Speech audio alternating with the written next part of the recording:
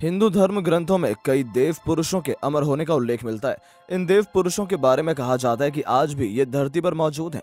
शास्त्रों में 7 चिरंजीवी देवों का वर्णन मिलता है, जिसमें हनुमान जी, परशुराम, असुरराज बलि, विभीषण, अश्वत्थामा, महर्षि व्यास और कृपाचार्य शामिल हैं।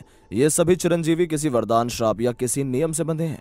योग की अष्ट सिद्धियों के कारण इन सभी चिरंजीवी देव पुरुषों को दिव्य शक्तियां प्राप्त हैं। प्राचीन मान्यताओं के आधार पर यदि कोई व्यक्ति हर रोज इन 7 अमर लोगों के नाम भी लेता है तो उसकी उम्र लंबी होती है। तो आइए जानते हैं क्या कहानी और क्या रहस्य है इन सप्त चिरंजीवियों के पीछे का। लेकिन वीडियो में आगे बढ़ने से पहले अगर आपको वीडियो अच्छी लग रही है तो वीडियो को लाइक और चैनल को सब्सक्राइब जरूर कर लें। नंबर 1, बलि। राजा बलि के दान के चर्चे दूर दूर तक थे। देवताओं पर चढ़ाई करने राजा बलि ने इंद्रलोक पर अधिकार कर लिया था। बलि सतयुग में भगवान वामन अवतार के समय हुए थे। राजा बलि के घमंड को चूर करने के लिए भगवान ने ब्राह्मण का वेश धारण कर राजा बलि से 3 पग धरती दान में मांगी थी।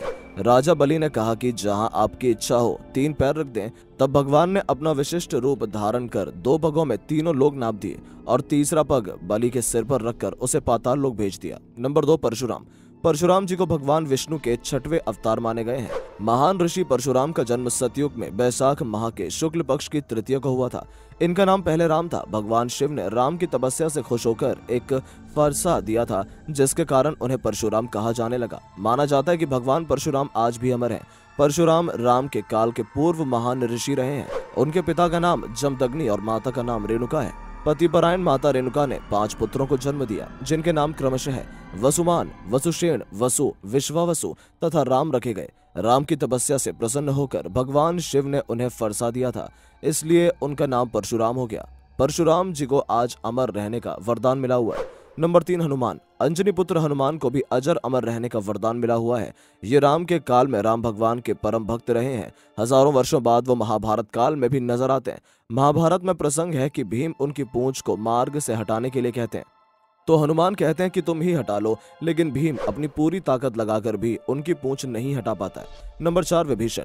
रावण के छोटे भाई विभीषण, जिन्होंने राम के नाम की महिमा जपकर अपने भाई के विरुद्ध लड़ाई में उनका साथ दिया और जीवन भर राम नाम जपते रहे। श्री राम ने उन्हें चिरंजीवी होने का वरदान दिया था। रावण के छोटे भाई विभीषण को भी चिरंजीवी होने का वरदान प्राप्त है। विभीषण ने अपने सगे भाई रावण के खिलाफ जाकर धर्म के लिए भगवान राम का साथ दिया था। रावण को युद्ध में हराने के बाद भगवान श्री राम ने विभीषण को लंका का राजा बनाया था। नंबर 5, ऋषि व्यास। महाभारतकार व्यास ऋषि पराशर एवं सत्यवती के पुत्र थे। ये सांवले रंग के थे तथा यमुना के बीच स्थित एक द्वीप में उत्पन्न हुए थे। अतएव ये सांवले रंग के कारण कृष्ण तथा जन्म स्थान के कारण द्वैपायन कहलाए। इनकी माता ने बाद में शांतनु से विवाह किया, जिनसे इनके 2 पुत्र हुए, जिनमें बड़ा चित्रांगद युद्ध में मारा गया और छोटा विचित्र वीर्य संतानहीन मर गया। कृष्ण द्वैपायन ने धार्मिक तथा वैराग्य का जीवन पसंद किया, किंतु माता के आग्रह पर इन्होंने विचित्र वीर्य की दोनों संतानहीन रानियों द्वारा नियोग के नियम से 2 पुत्र उत्पन्न किए। धृतराष्ट्र तथा पांडु कहलाए। इनमें तीसरे विदुर भी थे। व्यास स्मृति के नाम से इनके द्वारा प्रणीत एक स्मृति ग्रंथ भी है। भारतीय वांडम्य एवं हिंदू संस्कृति व्यास जी की ऋणी है। नंबर 6, अश्वत्थामा। अश्वत्थामा गुरु द्रोणाचार्य के पुत्र हैं। अश्वत्थामा के माथे पर अमरमणि है और इसलिए वो अमर है, लेकिन अर्जुन ने वो अमरमणि निकाल ली थी। ब्रह्मास्त्र चलाने के कारण कृष्ण ने उन्हें श्राप दिया था कि कल्पांत तक तुम इस धरती पर जीवित रहोगे। इसलिए अश्वत्थामा 7 चिरंजीवियों में गिने जाते हैं। माना जाता है कि वो आज भी जीवित हैं तथा अपने कर्म के कारण भटक रहे हैं। हरियाणा के कुरुक्षेत्र एवं अन्य तीर्थों में यदा कदा उन्हें दिखाई देने के दावे किए जाते रहे हैं। मध्य प्रदेश के बुरहानपुर के किले में उन्हें दिखाई दिए जाने की घटना भी प्रचलित है। नंबर 7, कृपाचार्य। शरद्वान गौतम के एक प्रसिद्ध पुत्र हुए हैं कृपाचार्य। कृपाचार्य एक महान ऋषि थे। ये अश्वत्थामा के मामा और कौरवों के कुलगुरु माने जाते हैं। महाभारत के युद्ध में ऋषि कृपाचार्य ने कौरवों की तरफ से महाभारत के युद्ध में भाग लिया था। इनको भी चिरंजीवी रहने का वरदान प्राप्त था।